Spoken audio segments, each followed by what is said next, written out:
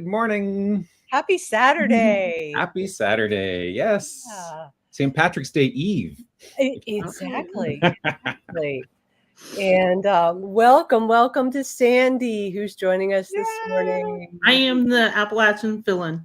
That's right. That's right. Yes, Mags couldn't be here, so we needed our Appalachian quotient. So Hi. complete with neon sign behind. And I did a biscuits and gravy for breakfast. Yes, look at that My biscuit right personal above her. chef. So I'm jealous. That sounds so good. Well, it's great to see so many people in the chat already. Audrey Martin gets the award for arriving first. And we've got D. Spencer Carr from Georgia, Susan Anderson from Los Angeles, Brian Nash from Canada, Crystal James, Christine Miller, Yoke, tuning in from the Netherlands, and another Canadian, Lisa Gervais. Hi, David Randall from Texas. And two Texans, two Dallas folks, because Mark Lemon is also from Dallas. Judy Stutz, John Tyner from Ireland, and Chris Wine. Hi, Chris. And Susie Casarda, Gail Martin, and Shelley Monson, who I had the pleasure of meeting in person at Roots. Nice. That was so much fun. I know Shelley gave us a play-by-play of her Roots experience too. We loved it. Did she? Oh. It was funny. We kept bumping into each other all over the exhibit hall. It was really, and we would update each other on what we've been doing since the last time. Great. Patrick Holland is here. We're going to celebrate one of his ancestors, Chris Ferriolo. Florian, thank you for joining us. Good afternoon from the Black Forest. Kathy Bauer from Virginia. Doris Lanier from Indiana. Let's see. Did I miss anyone? Sharon Haynes, Alabama. Nice. Yeah, I got Gail. Aaron Stewart. Ruth Selman from London. I love how international our crowd is. Unless it's London, Ontario. But it's probably London, England. Yeah, I don't know. Maybe Ruth could clarify. We got June Butka from New Hampshire, where it's sunny. And we do have Robert Cowan, definitely from England, Dorset. And Chris notes that you're wearing TARDIS blue. Yes, it's all about the TARDIS today, buddy. Vic Thor, good time zone. Yoke is wondering, is that a moonshine bottle behind Sandy? It is a moonshine jug, and there is pickle moonshine in that jar. This is dry month for me, so it's still there. Let's see. Patty LaPlante from Puget Sound. And Ruth clarified it is London, UK. Okay. And Patrick, it's his first time joining live. Thank you and welcome. Nice. All right. That's great. Yeah. 42 people. Awesome. Yes. Well, we're very grateful that you decided to join us, Sandy. And so we start off with the question of the week. So that means that we're going to put you right to work. Okay. So let me just share my screen. So if everybody has been to G2G this week, and it looks like quite a few people have been, the question of the week, let me make this a little bit bigger for everybody, is if you've taken a DNA test, what is your DNA ethnicity? And I would actually like to hear a little bit from the people that are in Europe or outside of the US that have not taken a DNA test, and why? Because in some places, France, for example, you cannot. Yeah, so in other places, I've been told, well, we already know. We've lived here our whole life. It's you Americans that are kind of the mutts and curious about what your ethnicity is. So I'm kind of curious to see those that are outside of DNA testing and have not DNA test. You haven't. So this question probably is going to be a challenge for you. But for example, myself, this has been a big topic for me in the past 6 months specifically. Mhm. As probably a lot of you have seen, and I'm going to guess, and you guys confirm this with me, the reason why you probably took a DNA test was because of a commercial that had lederhosen, lasagna, a kilt, I Yep. could go on and on and on and on. And guess what? We're talking about ethnicity. When you see those commercials, we're talking about that's what that is. So you didn't take probably the DNA test to realize that, oh, I need to find exact DNA matches with this person and this person. That's the outcome. That's the cool outcome of DNA. But the impetus, the reason why you probably thought, do I wear lederhosen? Do I wear a beret and love fondue? Or am I going to wear a kilt? And that's marketing too. And I want to point that out because as we talk about ethnicity, we're not talking about race. And I think that's important to mention as we go through. So let's talk a little bit about everybody's answers. I'm thrilled that people answered this. And I want everybody to know this is fluid. This will change. It does change. If you took a DNA test towards the beginning, what those results say then and now, completely different. And also, company to company is going to also give you complete differences. And I think we're going to see that as we go through some of these answers. So from Mandy, first, right up the top, she gave us my heritage and ancestry. And it's kind of cool to see her mix between the two. Different, right? Very, very different from what's going through. So keep in mind that there's a couple things going on. Number one, remember we mentioned that it's fluid, it's going to change. And also different companies handle things differently as well. I find Ancestry is probably the best for me personally. What about you two? Do you find one better than the other? Well, I've only tested it Ancestry. Okay. And I feel that since they have the largest testing base, that's probably good for me. But if I were to test elsewhere, I might do my heritage because I know that they have more of a European based They do. pool. Yeah. What about you, Greg? I think Ancestry at least originally was more accurate because they did break down France as well. Whereas I'm pretty sure it was MyHeritage didn't have France as one of their groups. They just didn't have enough samples to break that out. So it was all European, and so it was a mix. So you couldn't tell, even though after the results, I realized that my whole maternal side was pure French Canadian, then back to France. So getting close to 49% French would have been what I was expecting. And I didn't see that in the MyHeritage and stuff. And I'm thrilled that you mentioned that because, you have shared your journey along the way as well as being adopted. And for those of you that know me, I am an MPE. So I was trying to find my heritage as well. And when we talk about ethnicity, we're really talking about more cultural. And that was a way for me to break some walls along with DNA. And so I'm thrilled that you mentioned that because probably during your journey as well as mine, we're using this as a tool to kind of dig around and find our ancestors for those that we didn't know, whether you were adopted or an MPE. It's a tool. Your DNA is going to be much better than for results than your ethnicity, but it's kind of cool. It's still kind of cool to see. The one piece that is consistent between all the tests that I haven't tracked down is there's like a 5 or 6% Nordic.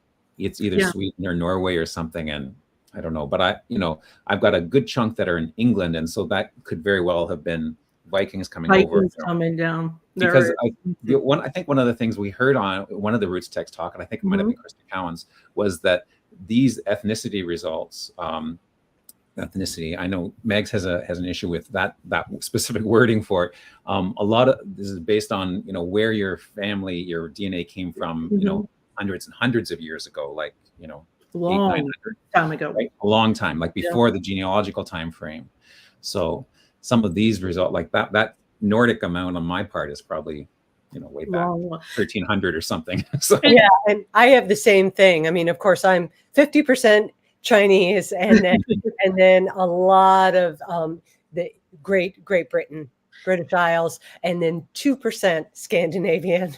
See, and if Betsy brings in another good thing that I want to point out, and I promise we're going to get to some of these answers, but Betsy brings in a really, really good point that I want everybody to know, that this is based off data samples as well. So if a particular location does not test, and that's why I was curious to see those of you in your example that did not test and beyond, why did you not test? I saw somebody say there was a privacy reason. That's a really good one. That's general.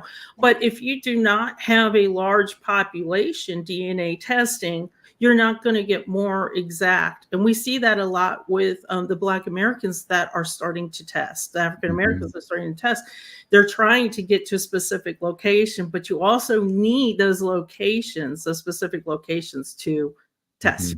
So, okay, let's go through some of these. These are really, really cool. And as a matter of fact, this next answer talks about, Bonnie's answer talks a little bit about Krista's talk that was at Roots.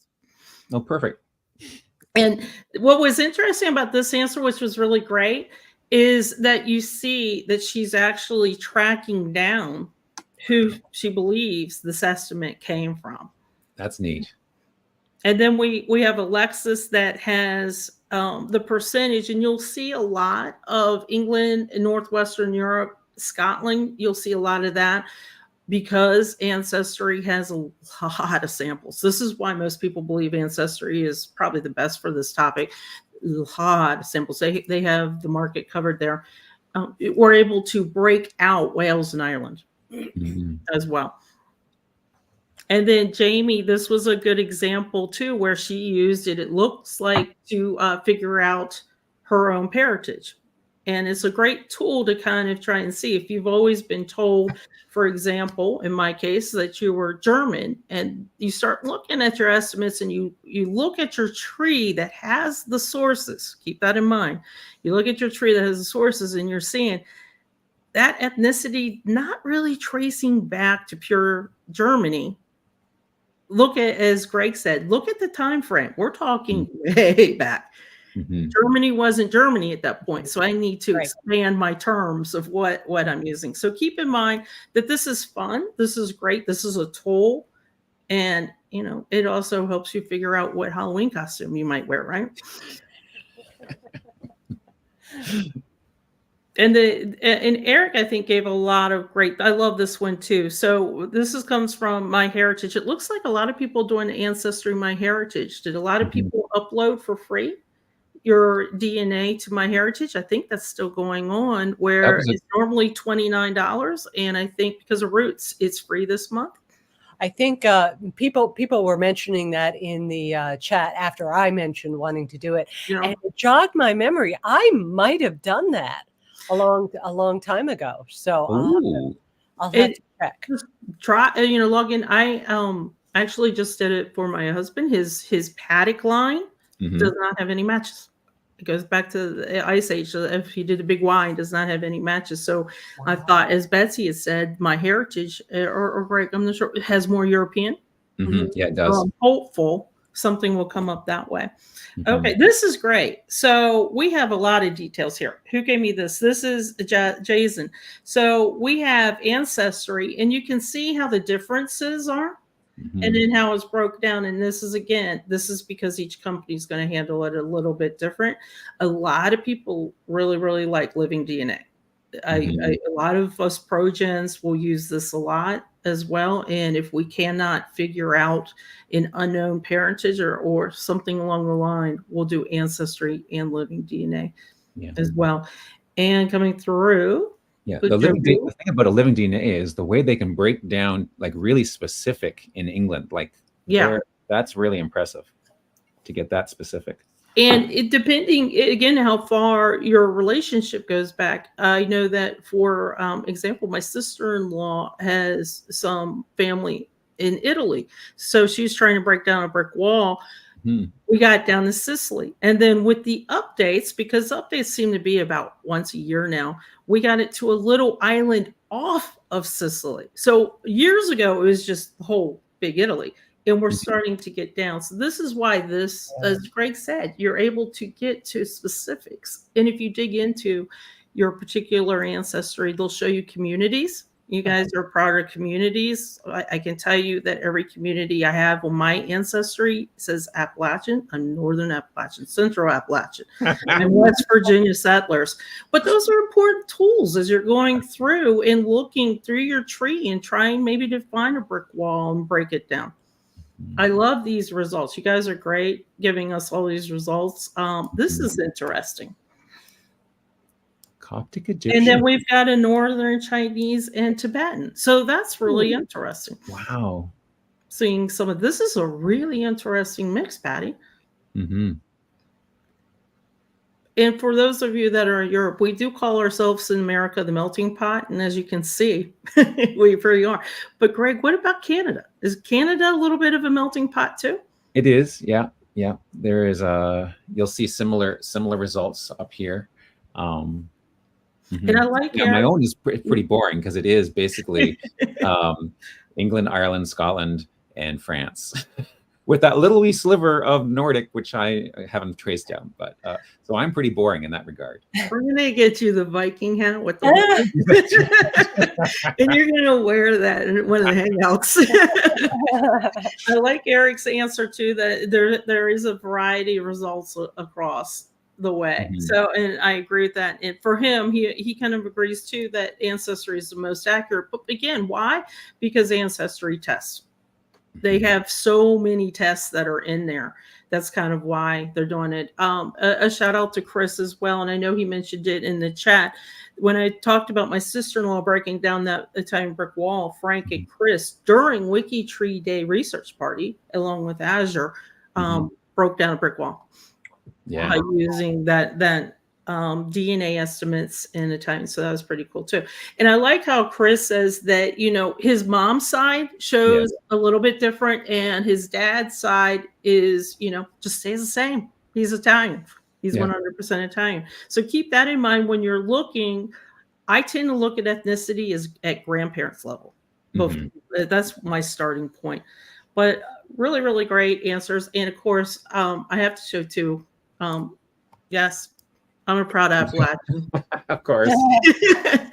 This is from Judy. And as you can see, we have a mix. And because the ethnicity has changed, the results in the DNA have changed, we can find out. Before it used to just say Northwest Europe, long time ago. But now we can break it down a little bit more. And we have a lot of Italians, a lot of Welsh, and a lot of Scots and Irish as well that came to Appalachia. So thank you, Judy, for putting that. But look how different the results are. I mean, they're really kind of amazing when you look at this, and some of them get really, really specific. And then we talked about the communities that she's in. These really help you as far as tracing down brick walls, MPEs, if you're adoptees, things of that nature.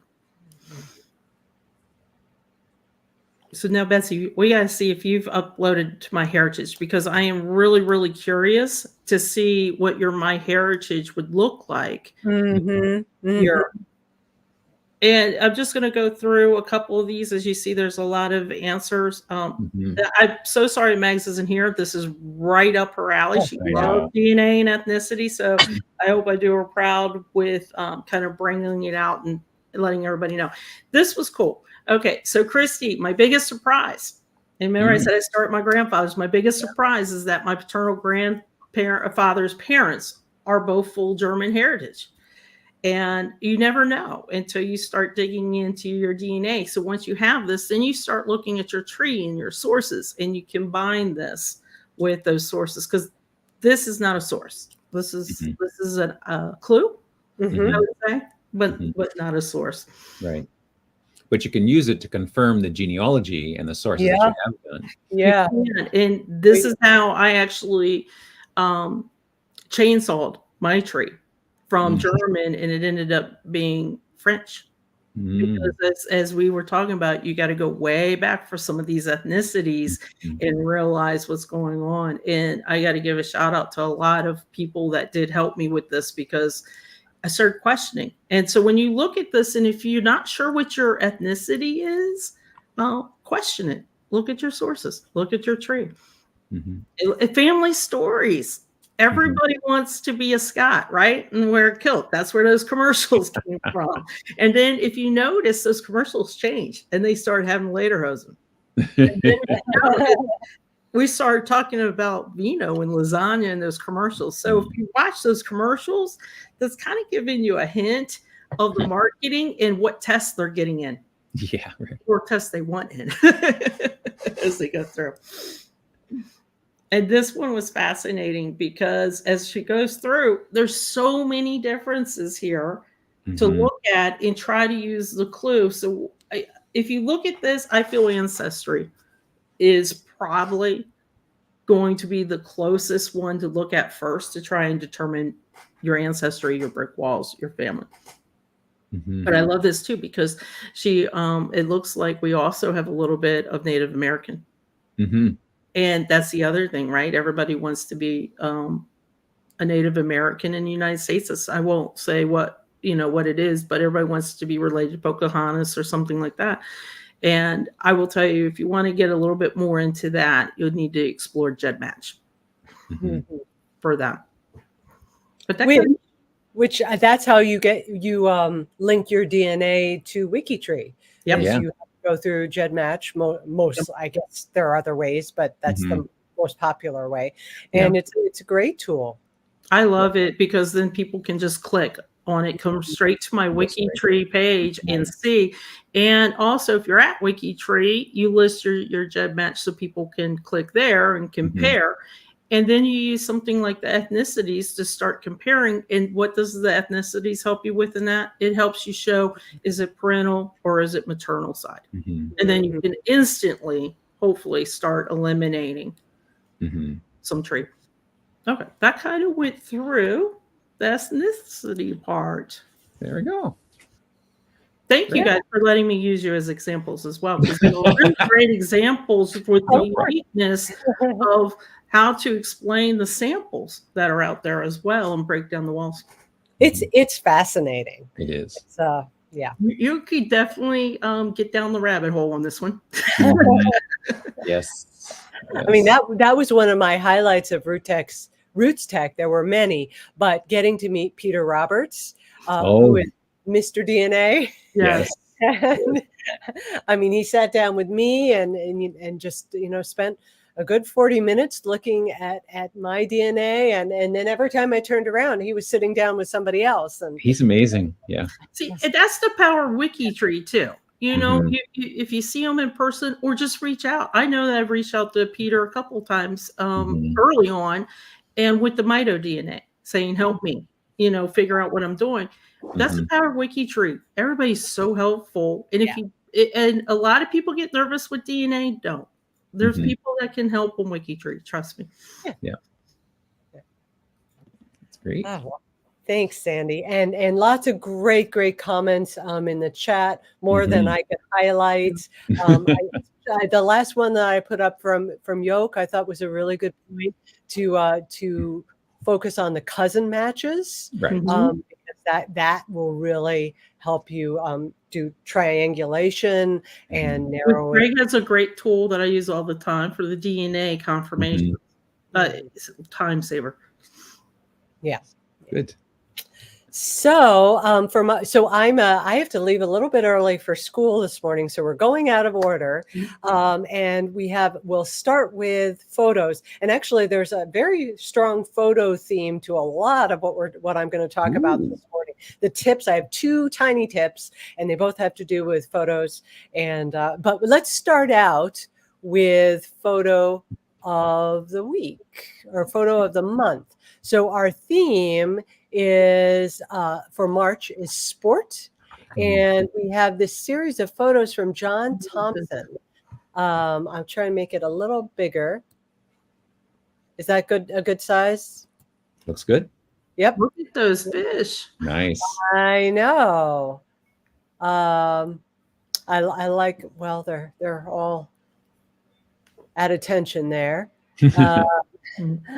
This is a great one. And he says 1930s sport fishing for rainbow trout and kokanee at Okanagan Lake, British Columbia, Canada. In conversations with my father, he spoke of trolling deep in the wintertime to catch some big ones. Wow. So, Okanagan. Wow. do you know, have you been, Greg? I think we may have driven through or by close to the Okanagan when we went on a motorhome trip with our family when Uh-huh. a little bit younger. Yeah. Yeah, It's beautiful. it is. It is. Thank you, John. And then let's see. Oh, this one. Yes. Who do we? M. Ross. Wow. This is her first cousin, Charles, playing cricket on the beach while his little sisters play in the background. And M says that he's still a cricket fanatic, regularly spends 5 entire weekends or 5 days for the international contests called test matches, watching cricket matches at the Edgbaston Cricket Ground in Warwickshire, England. He has season tickets. So Amazing. He looks quite, I'm looking at the expression on his face, just intense concentration. Yeah. I love it. What a great photo it is too. I know. Adorable. So thank you, Em. So our tip of the week, well, I said there are 2. So this one comes thanks to Azure Robinson. And so this is a free app that you can add on to your browser that will allow you to tag people in photos, similar to what you would do on Instagram. So it was developed by a WikiTreeer, Julian Laffey. Go a little smaller now. And I think it's about 4 years old. Okay, there's Julian. Oh, nice. And so here's an example of what this would do. And I hope you can see, I've added it. It's up there and it says tag the people in this photo. And this is from one of Azure's profiles. Is it showing? Do you see the pop-up? Yes. Yeah. Okay. Yes. Right. So we can see Dora Jones. Yep. And then Willard. That is so cool. I know. Now, the one thing that I discovered is that you have to, both people have to have the app, the extension. So you have to have the extension in order to tag people. And then like Greg, if I tag people, but you don't have the extension, you're not going to be able to see my tag. I won't see the tagging. Yeah. But it was very easy and it is wonderful. Now, well, I'm gonna do something with a photo and tag it. So you can see here are 2 of my uncles. And it would, they're very close in age. And it would be good to tag them. I mean, I know who is older, and so for me, that's not a problem. So I'm going to go ahead. I'm going to click tag people in this photo, and I'm going to select the name of the person I want to tag, and then just click on his face. And now you don't have to draw a square. Just click on the face. Yeah, just click on the face. Okay. And then, and there we have it. They should be. Oh, and I have to say done tagging, save. Now it's going to put this code down in the comments for the photo, which isn't really meaningful unless you're a programmer. And questions had come up for Julian on the extension page about, oh, do I really need this? And yes, you need this in order for it to work. Can you archive that and it still show? Oh, that's a good question. Well, let's see it work first, and then if you can always unarchive, right? If it breaks it. So there we've got them tagged, and let's go ahead and archive as Sandy suggests. Archive, and it still works. Huh. So good call on that. Thank you, But Sandy. you're right, because they are so similar in age, and similar looking at this age as well. That tagging them is so helpful. Yeah, Exactly. yep. Yeah. So this is this is a wonderful tool that I thought everyone should know about. Yes, everybody install it, use it, Very because then we can see the tags. Yeah. That was called the WikiTree Turbo extension. Yeah, I'll go back to the, and share that tab instead. I can put a link in the chat for everybody. I put the name of it, but you can put the link, yeah. WikiTree Turbo. So. By chance, do we know if this works on Macs? I'm on a Mac. You knew where I was going, didn't you, Greg? Yeah. Well, the question is, will it work on Safari? Yeah, because it'll work on the Chrome on the Mac. Right. I don't know. Okay. I will All try. Right. And let us know. Yeah. So second tip, someone had, now this is a throwback tip, because I have done this one before, but somebody asked in the Celebrate Your Ancestor G2G thread, how do you insert a photo within a G2G message? And I thought that's just that question comes up a lot, and I thought it would be good to just review that. So you go to the photo that you want to insert. And now I'm going to show you here on a slide, because otherwise you won't be able to see. You right click on the photo, and you're going to get this pull down menu. And what you're going to do is you're going to copy the image address. And you're going to see I've done this before. There's lots of things you can copy. Link address or copy the image. Make sure you're copying the image URL, and that's just going to go into your clipboard. So what I'm going to do now, I'll come back over here, and I'm going to take my word for it. I'm going to copy the image address, and now if I go over here and I go to WikiTree and G2G, I'm going to ask a question: how to insert photo in post. Okay, so here I am, and I've got my draft of the post. And what you want to do is you want to go to the little icon that's like a photo. You're going to click on it. And then what you're going to do is you're going to, wait a minute. Where'd it go? There we go. Okay, where it's a little bit hidden, but I'm going to paste that right in there. Now you're going to see all this Latin. Do not panic. Ignore the Latin. Yes. Go over here, and you're going to play with the width. I usually do somewhere between 300 and 400, and I let the height be what it's going to be. You do have I'm not going to get into the weeds with these settings, but if you do wish to set it left or right, you have this option down here with alignment, and there you go. There is my post. Nice. And then I can just return and put whatever my text is. That's a great tip. You could do that every month. Yeah. You know, because there are new people all the time, and it's tricky. Yeah, it is. There is it's not intuitive.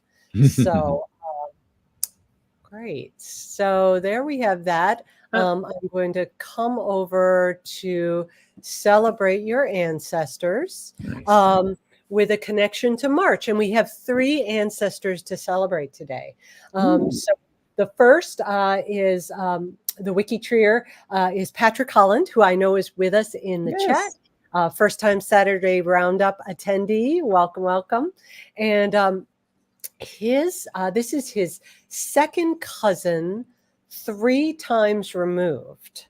And his name was Robert Peel Glenville Blatchford, born March 17th. So tomorrow is his birthday, 1851 in Maidstone, Kent.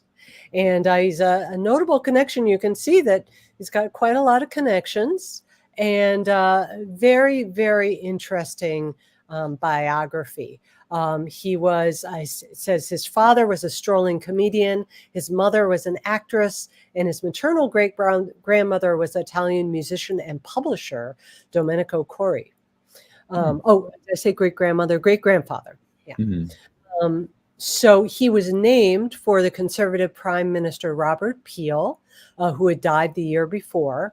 And you may have heard the term bobbies or peelers. I had heard bobbies, but both of those names, nicknames for British police, came from the Prime Minister Robert Peel. But this Robert Peel Blatchford was an English socialist campaigner, journalist, and author in the United Kingdom. He was also noted as a prominent atheist, nationalist, and opponent of eugenics. Also turned towards spiritualism after he lost his wife in the early 1920s. So this is just a very thorough, impressive biography, well worth a read. I certainly can't go through everything. He served in the military, and then served time brush making. Maybe Patrick could clarify what brush making is. I'm thinking Fuller Brushman, something like that. But is that part of his military career? Well, or is that before the military career? We have the military career here, and where he served, and then he left the Army to become a clerk in the Weaver Navigation Company. That's an interesting. What does weaving have to do with navigation? Well, it might have been the Weaver family. I don't, right. Maybe. Yeah. I'm wondering what job his father had as a strolling comedian. Like, what do? You walk down the street and make jokes? Is that your career? He's on stilts too, a cross between a jester and a strolling violinist. I'm not sure. I don't know. That's there you go, making brushes. So where's that? In the chat. Patrick, okay. Patrick himself answered. So we have the censuses and a collection of wonderful photos, and his publications, and a hearty list of sources to back it all up. So very, very interesting. And thank you for sharing your cousin with us, Patrick. I love a profile with photos. Oh, yeah, me too. Yeah. That's great. Yeah. And seeing those tables reminds me that last week when we talked about the tables, right? Because the person whose profile or who created the profile actually did a nice G2G post on how she created those tables without the borders. Right. That was Shonda Feathers. Yes. Yeah. Wasn't that nice? Yes. Because we were quite interested in that. So maybe I will link that in this week's G2G on the roundup, so that we can. Now our next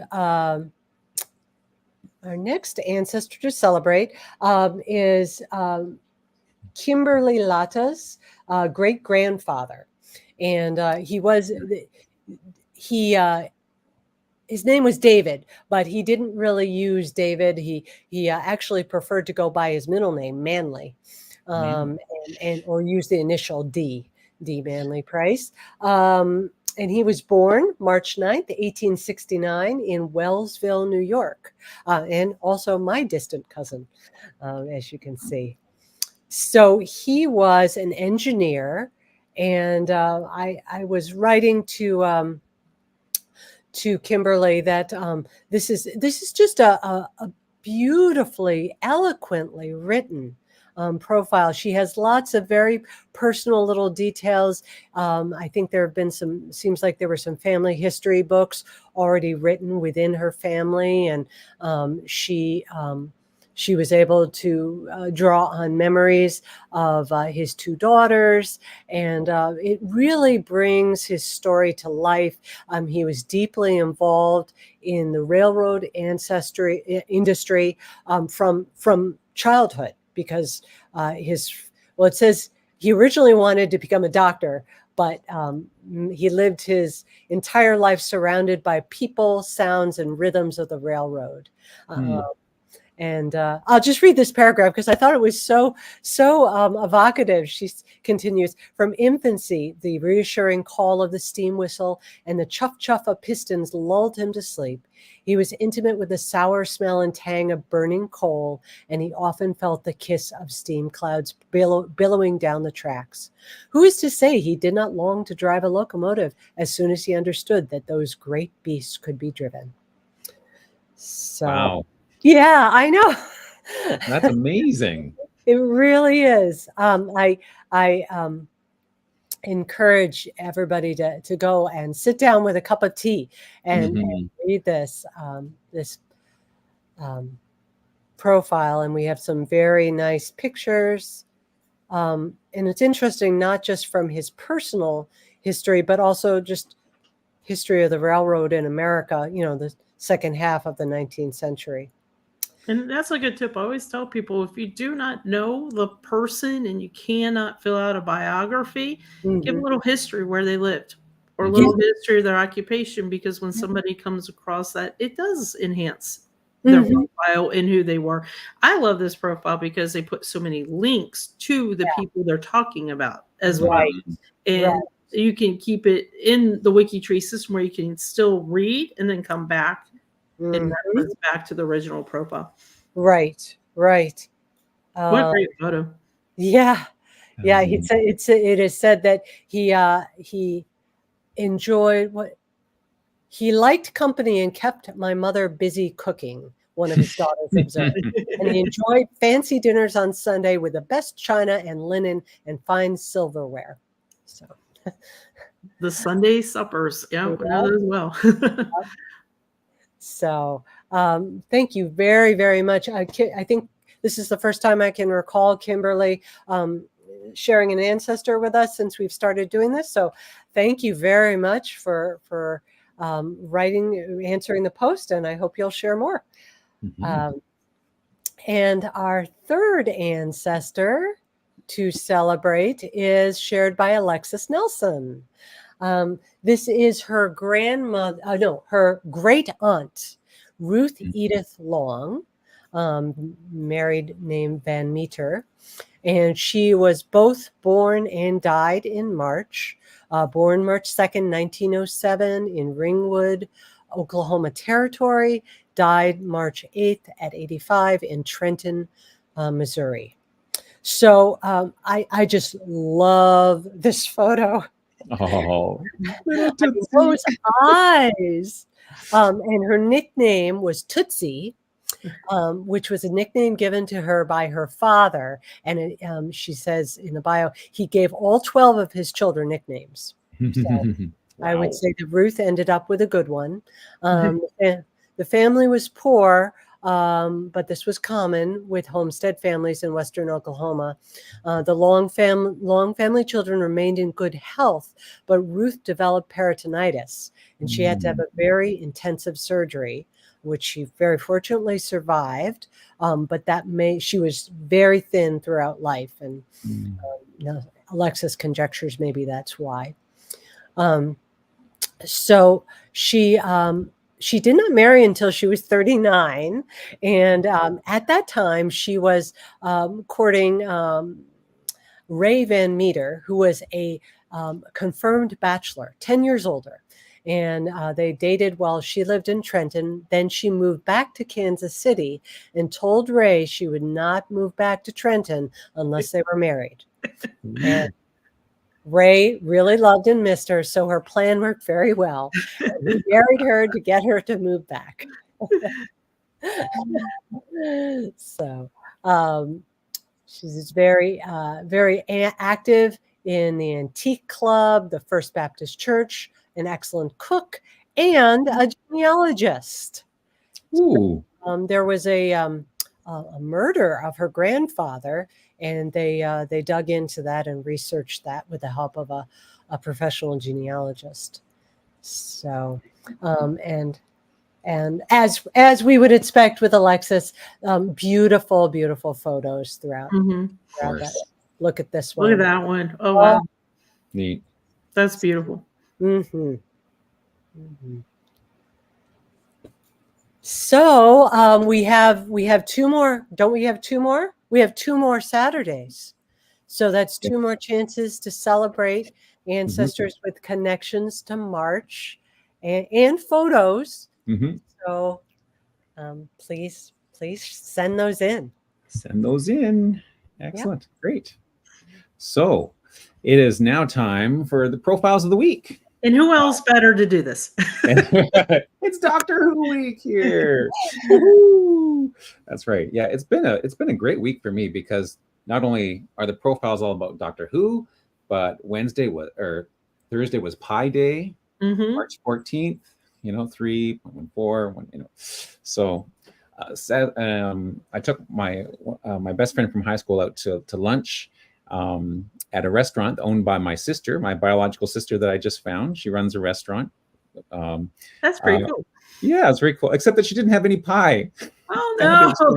We had to explain to her what Pi Day was. He was a math grad like myself from University of Waterloo, and so, anyways, but we had a lovely dessert, but it just wasn't pie that day, sadly. Anyways, but the theme for this week is Doctor Who. So I have, of course, my TARDIS, as Chris has spotted, but I also brought, I also got a present from one of my sons, this whole Doctor Who set. So here is it's a soup bowl. Yeah, and it's got a little TARDIS lid, so you can keep your soup warm when you're not eating it. You can put cookies in there. That's so. Or you could put cookies in there. Dog biscuits. Or biscuits. Little mini biscuits. Thin biscuits. Yeah, and a lovely little tray there with a place to hold the coffee cup. I love that.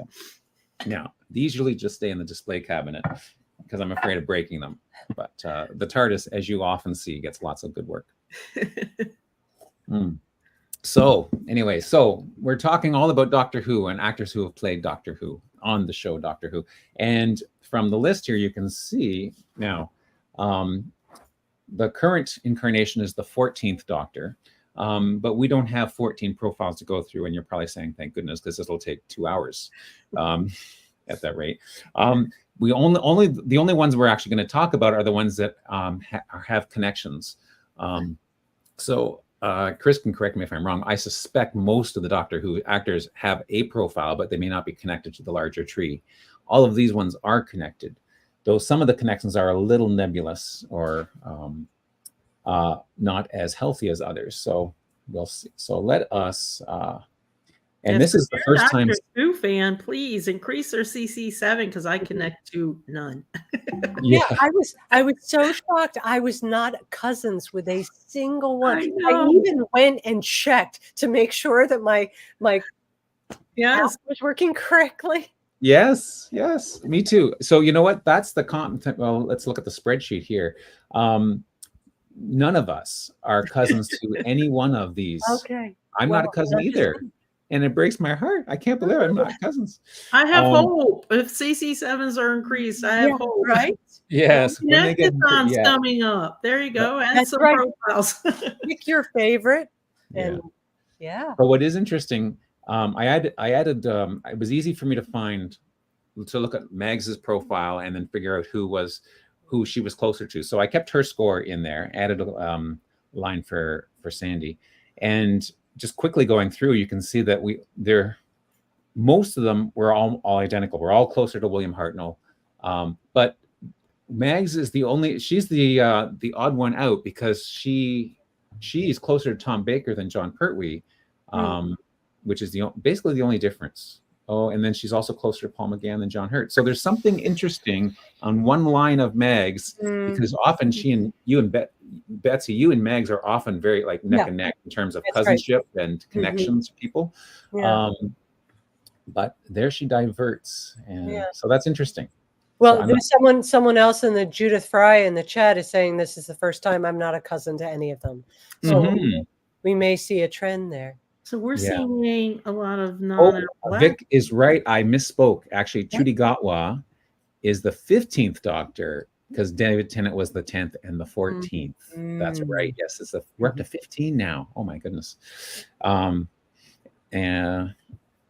depending on how you count, there may be there are other counting systems. But anyways, let's go back. Well, so this is your first time hosting while we're doing this Roundup Combat, Sandy. So the way this works is we present 2 profiles at a time, and people in the chat, you have to put down either Hartnell or Troughton. Which one are they closer to? So for me, I would put down, if I was in the chat, I would put down Hartnell, because I'm only 27 degrees from him, whereas I'm 34 degrees from Patrick Troughton. So people are putting that in, and we have to keep track of that. So now, Betsy, you have to go. I have to go. Yeah, you have to go. I'm so sorry. I'm sorry, but Sandy, I've done what you're about to do. You just make a tally chart. Yeah. You won't be able to talk much to Greg while you're doing it. At least I can. Okay. I may not have mentioned when I. Yeah, you might have mentioned not, Greg. But I might have mentioned that. Yeah, I'm putting you to work. Right. So no drifting off here. Okay, we got it. I will watch and enjoy on the replay. Okay. Bye, everyone. Betsy, we'll see you for the March Rock. Yes, I'll see you for that, and Global LiveCast on Monday too. That's okay. Wow, bye. lots happening. Okay, so Hartnell or Troughton?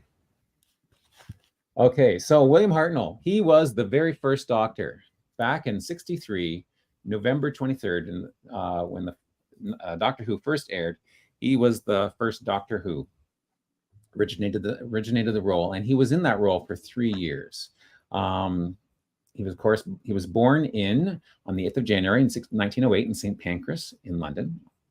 Married to Amy McIntyre, and died at the age of 67, which is pretty young. Says someone who just celebrated his 60th birthday. That seems young. On the 23rd of April, 1975 in Marden, England. So he began his career as a stagehand in 1925, acting in The Merchant of Venice. And then, of course, the 10th anniversary, he did Doctor Who starting in 63 to 66, I believe it was. And then he did play in the Three Doctors, which was an anniversary, the 10th anniversary special.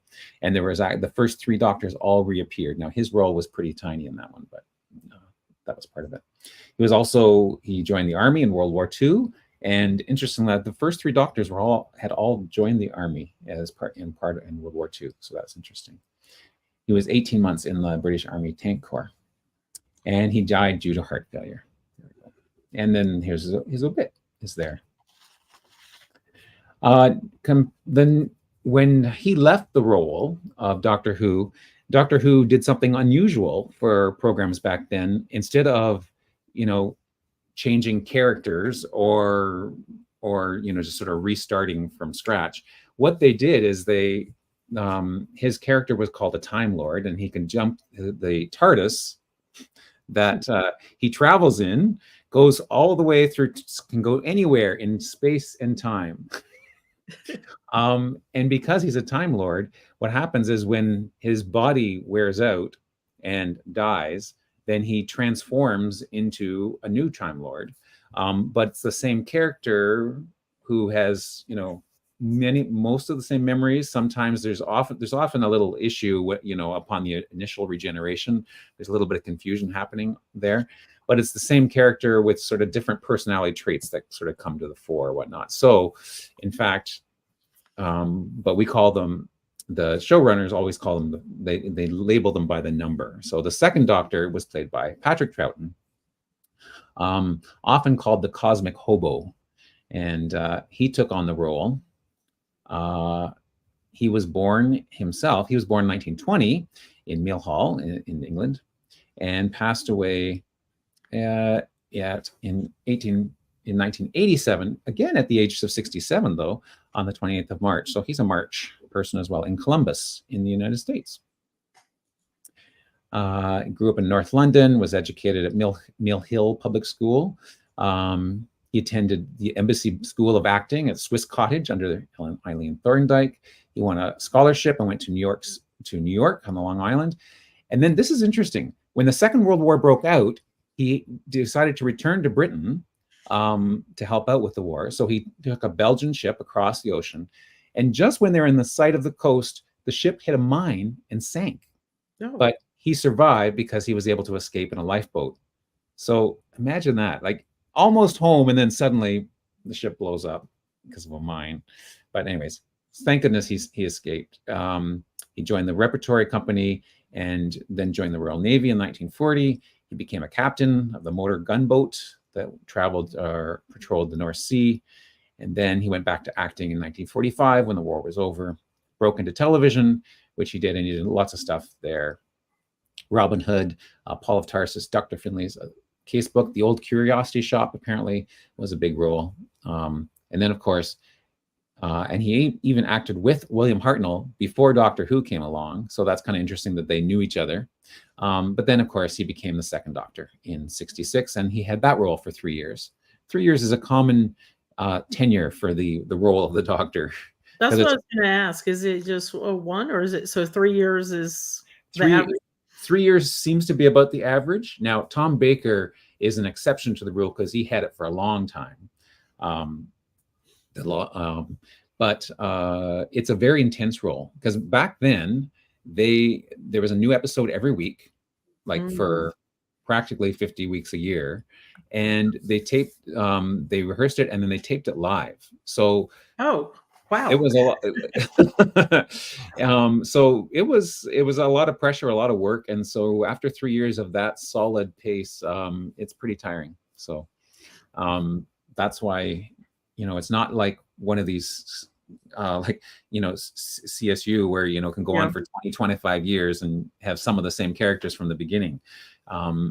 It's pretty intense. So he did that for 3 years, and hobbies include golf, sailing, and fishing. So there we go. So what is the score for our YouTube viewers? Well, let me just say that Hartnell. 0 for Troughton, but Thor did say both. So okay, well, you can give for if you're tied, then we give a point to each. So we'll give him one. It would be 21, I believe, for Hartnell, and 1. Yeah, for Troughton. I wonder if that's going to be a theme. I wonder if it's a CC7 thing too. I don't know. Yeah, it could be. It could be. Okay, so the next pair is going to be John Pertwee and Tom Baker. So we just did the first and the second Doctor. So let's look at the third and the fourth. John Pertwee, who was the third Doctor, born in 1919, 7th of July. That's kind of cool. 7th day of the 7th month in the year 1919. Lots of doubles there, so that's kind of a neat numerical thing. Son of Roland Pertwee and Avis Schultz. He passed away at the age of 76, which is flipping the digits of 67, which was the age the other two passed away at. He died on the 20th of May, 1996 in Sherman, the United States, Sherman, Connecticut. He had a brother, John Michael Pertwee, and his son is Sean Pertwee, who has also done some acting. You might recognize, I think, some of the stuff he has done. Let me think now. I think he was Alfred in one of the Batman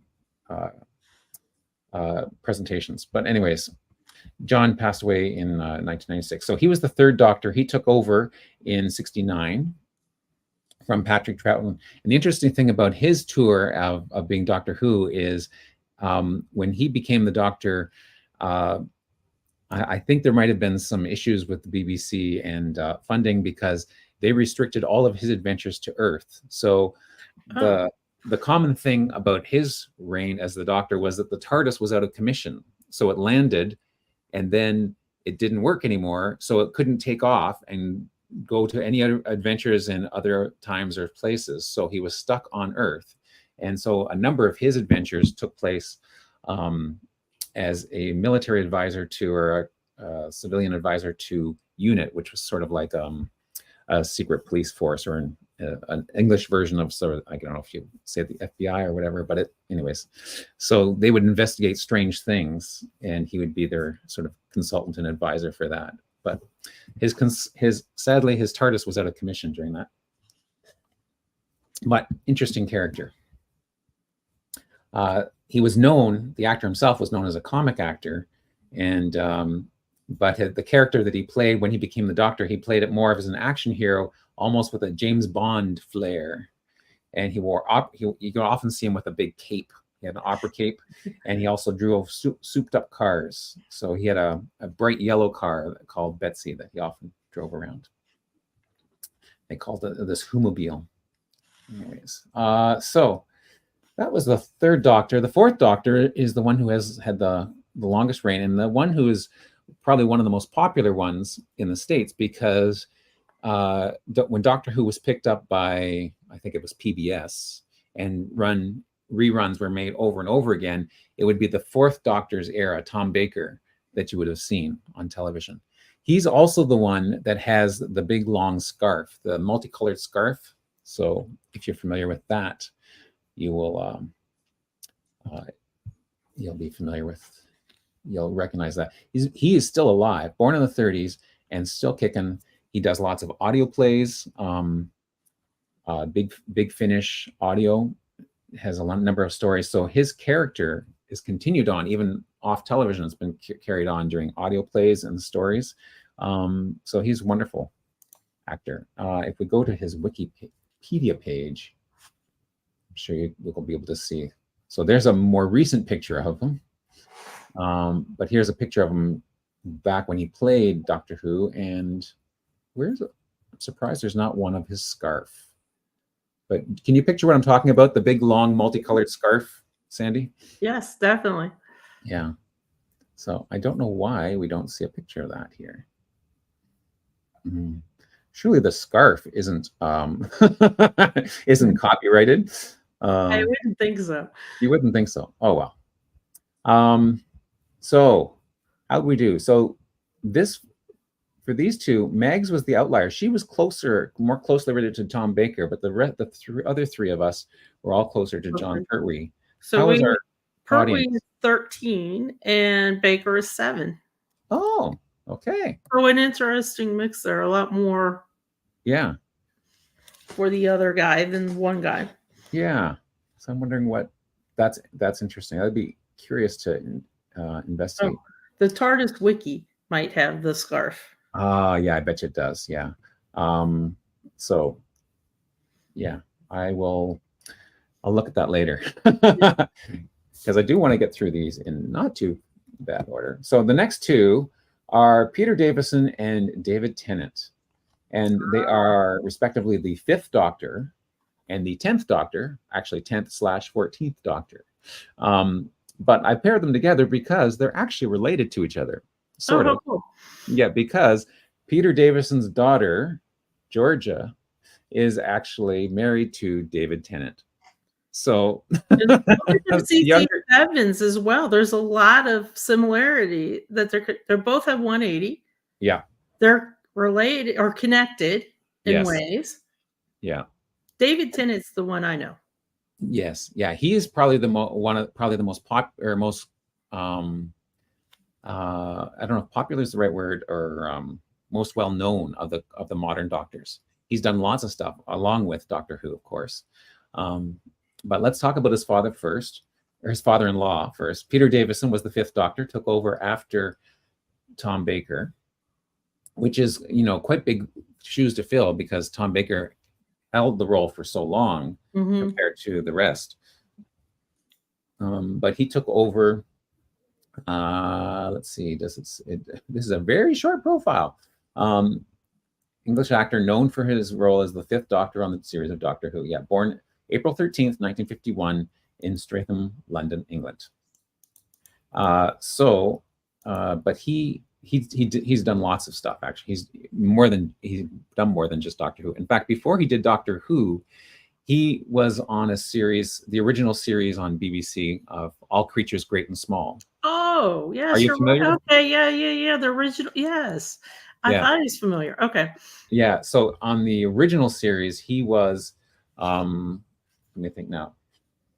I think he played. Who was he? Did he play the brother of the vet? I don't think he was the. He wasn't the main. Yeah, He wasn't the main character. The, he wasn't the main character or the lead owner of the veterinary. Yeah. So I think he played Tristan, the brother, the ne'er-do-well scoundrel brother. Yeah, but then he became a quite respectable Time Lord in his own right, and went on to other things, and has done lots of stuff. And in fact, when the Doctor Who had its 50th anniversary, he was sort of one of the ones spearheading. There was an official BBC 50th anniversary special, but it didn't have every single Time Lord available. Yeah, oh no. And Peter Davison was one who wasn't included in that. So he, with some of the other ones who weren't included in the official 50th, got together and they made their own little movie. And it was hilarious because they played themselves getting together and, sort of trying to scheme to get into the official movie. It was hilarious. That is hilarious. If you're going to exclude us, we'll figure out a way to get in. That's right. Oh, it was very good. But anyways, so his son-in-law also became a doctor. Actually, I think he became the 10th Doctor before he officially became his son-in-law. So it was interesting. David Tennant, Scottish actor, rose to fame for his role of the 10th Incarnation, 2005 to 10. So that was a 5-year stint, but there was sort of a break in the middle there where there was just a year with a couple movies and whatnot. And then he returned again this past year as the 14th Doctor, briefly, for 3 specials that happened in November, December. Born 18th of April in Bathgate in Scotland, and his father was a minister. And interesting, his maternal great-grandparents were Northern Irish Protestants from County Londonderry, and signed the Ulster Covenant. And again, nice short profile because they're a living person. So there we have it. But he's done, of course, many, many other things. David Tennant, wonderful actor. There was one character he played in a series called Jessica Jones, which is a superhero. Yeah. And he was very creepy in that one. Do you remember that? Not at all the warm, fun-loving Scotsman that we love here. So because they're connected to each other, I suspect that everyone is off by one. So for me, I was connected to Peter first, and then to David. So I suspect all the connections went through either Peter to David, or they will have gone through David then to Peter, sort of thing. So that's how mine was. I was 1 degree away, connected to Peter, and then David. But the results are interesting. So David had 3. Only, and, okay. And Peter had 15. 15. Ah, interesting. Okay, next 2 are Paul McGann and John Hurt. And I put these 2 together because they both had short runs as the Doctor. Paul McGann was the 9th Doctor. I think if I got my math right there. Or no, the 8th Doctor. The 8th Doctor, sorry. The 8th Doctor. And his official time on television was only as part of, initially was only part of a TV movie in 1996. There was a TV movie which was supposed to be the rebirth of Doctor Who, because Doctor Who had gone, there had been 8 Doctors up to Sylvester McCoy, and then the BBC shut it down, and Doctor Who fans all over the world were very sad, and some of them wrote novels, some of them did stage plays or anything to keep it alive, and then they decided that they would make a movie and that would rebrand it, and it would come back to life. So they made the movie, and I think it was filmed in Vancouver, actually, BC. As it was a co-American production along with the BBC, but it did not do well, and so it did not actually spark the rebranding that we were hoping for. Because the fans didn't enjoy the concept? I don't know. There was I don't know. It was fine, but it was a 1990s movie, so don't we call those B movies now? Yeah, that's right. We can call those B movies now, but he was great. 2008. So it was good. He was an English actor. Known for The Eighth Doctor. Yeah, and there we go. Born on November 14th, 1959. But during that 50th anniversary, he actually did take part in a short, which extended his character a bit. And in fact, in that, and then because of that, then he went from being the, let's see, what do they call him? He regenerated into John Hurt's doctor, but because they'd already done, by the time that 50th anniversary came along, after his 8th, there was a 9th doctor, there was already a 10th doctor, and an 11th doctor. They couldn't renumber him. They didn't want to renumber all the other ones, so they gave John Hurt the title of the War Doctor, because his tenure took place when there was a war on Gallifrey. Gallifrey was the home planet of the Time Lords. So, anyways, John Hurt, of course, is known much more. Is known more than just being the War Doctor on Doctor Who. He is, of course, a celebrated actor who's done lots of stuff. Companion of the British Empire, born on the 22nd of January 1940 in Chesterfield, Derbyshire, England. Apparently had a number of wives, which I hadn't realized before. But of course, he was knighted. He's Sir John Hurt. And many people actually may know him more for his role of Harry Potter, because, of course, he was Ollivander, the one who, the owner of the shop for wands, of course. And considered the best wand maker in the world. Yes. So he was first led to art and painting by his parents, but then eventually pursued acting, and the world is better for it because he's done lots of amazing stuff. As far back as the Elephant Man, the original. Do you remember that? I do. Yeah. He portrayed John Merrick in that. And Anthony Hopkins was also in that one. He was also an alien. I didn't remember that. And of course, Spaceballs. And then, of course, Ollivander. And then Doctor Who. He's had a long storied career and a great guy. Sadly died in 2017. So between the two of them, both who had fairly short runs officially as the Doctor, how are people faring in terms of closeness? This is another one where you and Megs were both, the Appalachian connection is closer to Paul McGann than John Hurt, though I think you're tied, right? You're the same distance? Right. What about our YouTubers? So what's interesting about this is Hurt has 11 and McGann has 2. But before we do it, I need to add 1 point to each. Twice. Thor is both equal distance, and I am both equal distance. So they're 31 degrees for me. But both Thor and I tie with. Interesting. They tie with both. So I'm curious what Meg's ties with to see where that's coming from. But Paul McGann. I don't know. I thought John Hurt might be, but what's this CC7? That's a good question. Let's look at that. Almost even again. 137 connections, 136 connections. That is interesting. I thought John Hurt might have more, so I thought, I thought so too. Maybe that's why there's more YouTubers. Okay. No, we're not quite done. 2 Peters. Peter C's. Peter Capaldi and Peter Cushing. Peter Capaldi played the 12th Doctor, taking the role after Matt Smith. Born on the 14th of April, 1958 in Glasgow. Another Scottish actor, to play the Doctor.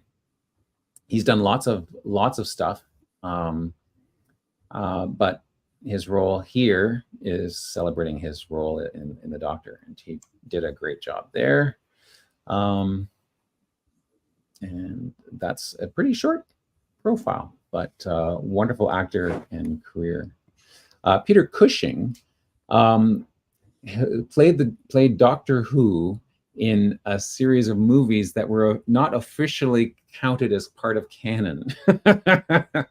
So I know if you're familiar with Star Wars or Star Trek, you know what is canon and what is not canon, like what is, you know, the true story and what is just sort of made up stories along the side, you know, is a big argument. And so the movies that Peter Cushing took part in were ones that were at least certainly initially, were not considered, you know, the valid Doctor Who or whatever. But I think fans love them anyways, just because there were more Doctor Who content. And with some of the recent changes that have been added in the lore over the last couple of years with the Timeless Child theme, you know, maybe he fits in there anyways. So I think he's definitely considered a Doctor. We don't have a number for him, but we just call him the Cushing Doctor. He also played in a series of Hammer films. So I think Hammer was the company that produced them, playing not villains per se, but a sinister Baron von Frankenstein. He played Sherlock Holmes and the vampire hunter Dr. Van Helsing. He also often played against, you know, horror greats like Christopher Lee, Vincent Price. Chris Ferriero is probably already putting this in the chat, but he was also in Star Wars, Grand Moff Tarkin. And his estate would authorize the use of his likeness in Rogue One, a Star Wars story. I think they digitally included him in there somehow. But he was born in Surrey and educated at Shoreham College.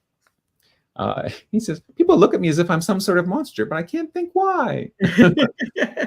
But he says, in many pictures, I'm a monster maker or a monster destroyer, but never actually the monster. He said, I'm really quite a gentle guy.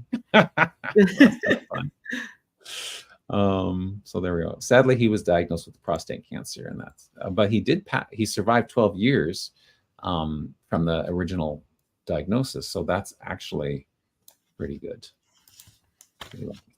So there we have the two Peters, or two of the three Peters. The two Peters whose last name started with C, because of course we had Peter Davis and another Peter earlier on. So how are we doing there with the two Peters? Interesting. So Cushing 15. Capaldi 1. Ooh. Wow, that's the only point for Capaldi, because neither of us are closer to Capaldi. And if anybody, I believe Shelley too, that are tied. Or no, I'm sorry, Shelley. So I thought Shelley was tied. She said Cushing and Davison were her closest connections. Oh, okay. But interesting. If anybody is Doctor Who or Doctor Who fans, you know, last opportunity to improve these bios. Yeah. And connect with on. That's great. There we go. And the last two bios in the category are two ladies connected with Doctor Who. This is Jodie, great. What's that? This is great. I love this, that you put these two together. Yes. Well, they are both phenomenal actors. You know, they really are. I just love them in this role, but I love them in all the roles that they've done. They're just Jodie Whittaker is famous because she was the 13th Doctor and the first woman to officially portray the Doctor on TV. And interesting, at one point during her reign as the Doctor, she met a an earlier incarnation of the Doctor, who apparently was the Doctor before even the first Doctor that we knew, William Hartnell. And so that was one of the wrinkles they added to the lore, was that the Doctor went back further in time than we actually know about. And that Doctor was a woman Doctor as well, a Black woman Doctor on top of it. So, you know, the showrunner, Chris Chibnall, during the time of Jodie Whittaker was really, you know, pushing the boundaries of what was, you know, initially, just old male white guy role. To put it bluntly. And she was wonderful during the role that time. Loved her portrayal and the stories. Some people were maybe not as big fans of the story. Some of the stories maybe didn't hit, but I thought some of them were really good. Like one of the neat things about Doctor Who in general was that one of its mandates, when it first was created by the BBC in '63, was to entertain and to educate. And so often you'll have historical episodes where the Doctor will go back in time and meet a historical person. And one of the ones that she did too, there was 2 episodes in her reign. One where she went back in time and met Rosa Parks. Oh, that's kind of cool. And then another one where one of her companions was of East Indian descent, and they went back in time actually and met her, I think it was her grandmother, during the time of when Pakistan and India were being separated. Oh shoot, I just lost the word for it. What's the name of that? So did is it every Doctor Who episode, or was it throughout the whole series? No, those were just one, like, individual episodes. Like every episode, they go to a different place, a different time and whatnot. But this one time they went and they visited. It's not called Separation. I'm blanking on the word for it. Partition, that's the word. Partition, yeah. Of India. Thank you. Which was something that I actually did not know much about. I think I knew that the country had split and that people move from one part to another, but the reality of it and some of the horrors of that was something that Doctor Who brought to lots of people that did not know that piece of history, something that's not talked about very much. So anyways, wonderful actress, done lots of stuff. She was actually in a series along with David Tennant prior to her role as the Doctor, and will continue to do amazing things, I'm pretty sure. So yeah. And then Alex Kingston portrayed Dr. Rivers Song, who first arrives and meets the David Tennant's Doctor, but she basically pops in and out of the Doctor's life sort of almost in reverse order. So she meets him after she has known him for a long, long time, and he doesn't know who she is. And then eventually they and then the David Tennant successor meets her again, and eventually she actually ends up marrying the Doctor.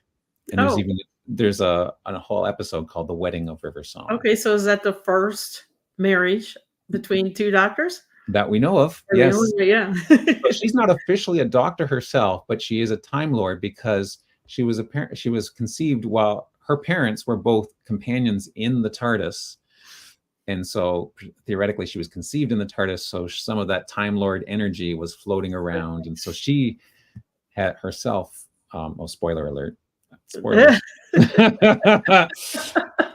regenerated. Oops. And spoilers is one of her catchphrases. So anyway, she's a wonderful actress. She was also in ER. Yeah. ER, you might recognize her from that. And she's done lots of other things and continues to do amazing things. She's done a lot of BBC as well, a tremendous amount. Upstairs, Downstairs, she was a sister on that. Maud Flanders, she was the lead in that. So she's done a tremendous amount of work. Yeah. And she's taken the character of Dr. Rivers Song and she and done audio stories for Big Finish as well. Spoilers, exactly. Sorry, Vic. I let it go there. Oops, spoilers. I really hope she returns, Chris. Oh, I really want to see her again. Oh, that would be wonderful. But her audio dramas are wonderful as the character. So she's just taken that and done wonderful things. Anyways, I've gushed enough about those 2, I think. Let's see how the people have done. Okay, so Alex for the win. 13 Alex for the win, and Jody won. So what was her number? 13. Okay. For Alex, and Jody won. Wow, there we go. Good. Well, thank you for indulging me and allowing me to take you on this little journey through Doctor Who. For somebody who doesn't watch it, my boys watch it. My husband's son watch it and love it. But for somebody who doesn't watch it, it is fascinating for me to have you kind of give me the overview of it so I could understand and follow along. Yeah. Well, it's never too late. You can always go back and you can start watching. Binge watch. Yeah, binge watch it. There we go. Good stuff. Okay, so I wanted to share, just before we go, I want to share one thing with you. Except there, where is it? I want to find it. That's the one. Okay. So this week in the newsletter, there was a highlight about some of the new apps that came out. So Ian Bacall did an app which isn't officially released yet. It's in, I guess it's in beta, but he made a nice GGG post on One Name. Not No Name studies. We do have No Names in genealogy, so there you go. It's still but I haven't used it enough to really give it its due. So I will tell you, it's amazing. I've seen enough of it that I know it is amazing. Yeah, but yeah. So have you played with it? Yes. Oh, okay. Yes. Yeah, and I like it because one of my names has such variations. I have a Lance name, that Lance and Lantz, and then some other things. So I'm able to play around with it to find more information than I thought I would ever find with it. That's great. But you're gonna show something that but I also had made some updates to my apps, and I made a GGG post, but I didn't expect that to get into the newsletter, but it did. So that was kind of nice. And I just want to show you a couple little quick things. So one is, here's the super tree, and actually it's been updated since Wednesday. It was just updated last night. So this most recent version of it, so I've loaded one of my great grandparents, maybe three greats, David Clement. So here he is right there. There we go. You see him? There he is. He had two wives, and I'm descended through Marie Philomène Morin. So there we go. So Alphonsine is my great grandmother. There we go. So when you first load it up, you get this display. So you get there's the primary character here is David, and then let me change the coloring so that you can see the distance from the primary. So then it'll stand out a little bit better. So you've given us such great tools for this. It's not just here it is and deal with it and work with it. You've given us so many options to play around, so visually, just dynamically. Oh yeah, thank you. Yeah, I hope you like that. So there we go. There's David. So he's the primary, right? So all the ones in this lighter green, that's very light green. This medium green are 1 degree away. So this is his descendants. So you can see there's one generation of descendants there, 2 generations of ancestors. So his parents and his grandparents, as well, of course, his siblings and their one descendant, their descendants. But with this latest update, what I've done is I've made it a little more efficient. So you get one free click on the plus sign for free, because those extra relatives have been preloaded, so you don't have to wait for it to go back to the database. Yay. So with one quick click, I can click on here and add the aunts and uncles. That's fantastic. So there, all of a sudden, and this, I think this is my favorite view using the super tree, is just to show all the direct ancestors plus their immediate family, their aunts, their brothers and sisters. So basically you'll see, so here are his aunts and uncles. And then if I add on one more generation, see, it just loaded automatically instead of having to wait, which it used to have to do. Spinning the weight. And spinning. So there's his so those are parents, grandparents. And so all of his grandparents, brothers and sisters. So those are his great aunts and great uncles. And then if I hit plus on the descendants, then you'll get those for free. So each of his children, their children, so his grandchildren. And this line, this is their Joseph, this is the line that I'm coming from. So David begat Joseph, who begat Marie Alphonsine. And then that's the line that I would trace down through there. But then there's another Wilfred and another line here. So, and all of that you get for free just loading it up. Now, if you want to go further, then you click on the plus sign, and then it has to go back to the database, and the messages in here, it tells you what it's retrieving, so you have some sense of, that you have to wait for a little bit. And maybe I shouldn't have done that because that, but while it's doing that, of course, you can go to the settings and you can change lots of different things. And one of the things I added just yesterday was the ability to do something about showing repeated people in your tree.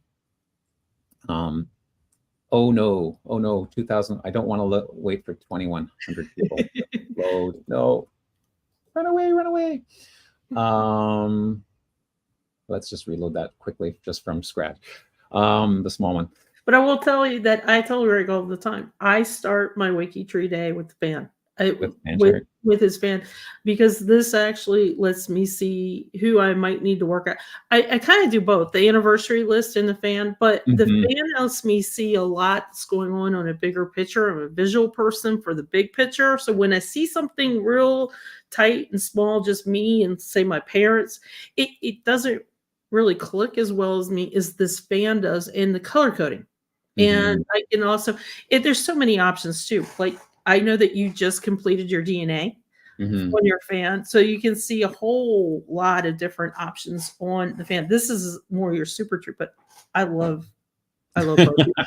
and then you add in the DNA citation maker. I just love all of them. So what I've done here is I've added this option here to show how to handle repeated people. So if you click on the second option, you get colored halos around them, so you can sort of, just like in the fan chart, if you have pedigree collapse, you have two grandparents that show up in two different places, they're color coded, so they jump out at you. I've done something similar, but because there's so many boxes, I made it larger so it's more like a halo effect. No, I run out of single colors, then I add sort of multi-layer color. Anyways, you'd see that if you've got a really busy tree. But there's a couple. So these ones, so if I look for this double green, this couple shows up somewhere else on my tree. If I scroll to there they are over here on the far right.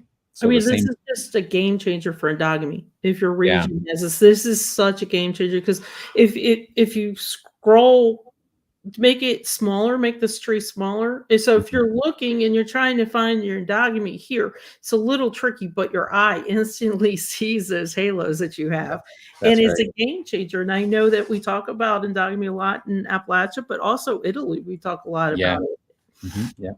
And French Canada too, same thing. And one of the things in the colors, you may not even be aware, but one of the options in the background colors is just to turn off the colors and make them all white. So if we do that, then everything is white except for those halos. Except what did I just do? Unless it just got rid of the halos. It got rid of the halos because coming soon. No, there. I just had to put them back on. Oh, okay, there we go. I guess it said, you said white. That means no halos, no colors. Be careful what you wish for, right? Yeah. There we go. Now I put the halos back on. See, now it just pops out at you, right? There's the green, and there's the tan ones. And I don't have any repeats. Oh, I've got one repeat on this side somewhere. A light one. Now I'm really, really curious. If somebody go ahead and do your own, and then come back and tell us how many halos you have. I'm not going to admit how many I have. Yeah. So the other thing I want to show you quickly, now we're going way over, aren't we? Is again back to the fan chart. One of the things that I've added is I've got this new tab at the back here, which allows you to save your settings. The other thing is it remembers the settings you use. So if I were to change my settings here, let's say I like the generation, coloring by generation, and I want to show middle names. Okay, so that I've got the middle names are showing and the coloring by middle. The default is not that. The default is the four grandparents. So if I were to reload this, it will remember that was the most recent one I've used. But if you go to this tab, you can, if you've changed all your settings and now you don't know where things are, you just want to go back to the start, you can quickly hit reset. It actually tells you the settings that are different from the current setting. So if you say, oh, well, maybe I do want to keep that, or it just gives you a hint of where things were. So if you only want to change one of them, you can go back to that portion. So obviously color options, that's going to be in the colors tab, or the highlight options will be in the highlights tab. But if I hit confirm, then it'll just set it back to the default. Or you can actually save the set. If you've got some customs set up, you can save those and load them. So I've actually got, where do I have those? And this is what I start my day with on WikiTree. This is like my to-do list. Yeah. So I've got a set of settings for the census. And if I load that up, it will show what I've done, which is a different, I think I must have clicked on a different census or a different, I changed, it's highlighting the people based on or it's showing the color by their status, whether they're confirmed by DNA, they're confident or whatnot. But anyways, you can save settings and you can load them. So I have a setting for if I want to look at DNA confirmations, or if I've got a different setting for looking at the X chromosome inheritance path. And for that one, again, I use the all white background with just the yellow highlights, so it really stands out. And then I have one for my preferences, my default preferences, which is that generational coloring and stuff. So I hope that's helpful for some people. It's I could tell, seriously, this is a game changer for me to find a little bit of my endogamy, to find out where I need to add my DNA confirmations, to find out who I'm missing on WikiTree, CC7. If you're a rocker, this is great as well. But it just starts my day off. I can see my holes or what I need to work on. And it's really great for that. So I love the fan. Thank you. Yeah, it's good. So those are some of the recent changes that I've added to the thing. So hopefully you like that. But we should wrap up our live cast. Sandy, thank you for being part of this and being part of the record-breaking longest Roundup live cast ever. Fantastic. I'll blame Doctor Who, not me. Yes, well, it's just me and my rambling, I'm afraid. I did drop the link to the social media for the week. If everybody would click on it, it shows who the project of the week is, who the one name study is, who the one place study is, whole bunch of good stuff. Go to your social media, find WikiTree, share, comment. Excellent. Great. Thank you for doing that. Fantastic. You know, I always have a hard time finding that link. So I'm glad you've shared it with everyone. But in the calendar, in the GGG post for the calendar, which is pinned at the top. So when you go to the GGG, you can find this link. Very easy. You can see coming up, there's the Saturday sourcing sprint is happening. Today, we have a question of the week, the 52 ancestors of the week for this coming week. A global spotlight is Monday night. And are you part of that as well, Sandy? The what? The global spotlight. I am not. That is Betsy and David. Betsy. Okay, Betsy, because Betsy mentioned it as she was leaving, and it sounded like she was inviting you to be part of that, or you just knew about it. I just promote it. This is what promote the heck out of it. But I am going to be with Betsy on the Rock Reveal because we have 3 Appalachians that we worked on, and there's big news for the Rock Reveal. But you got to watch it. You got to watch it. And the Rock Reveal is when? It's going to be on March 25th. I think that's Monday. Okay. Oh, we don't have. I know. I'm a little ahead. Down there. There we go. Down. Okay. In the following week. Great. Okay. Connection Combat is going to be going on. The Data Doctors Challenge, of course, the German Stammtisch, Friday date night, and then we're back to another weekend chat and roundup next week. Also, the Connectathon is coming up in April, and the invites are out. The GGG post is there. There is one answer for each team. So respond to that answer and say, I want to be part of this team.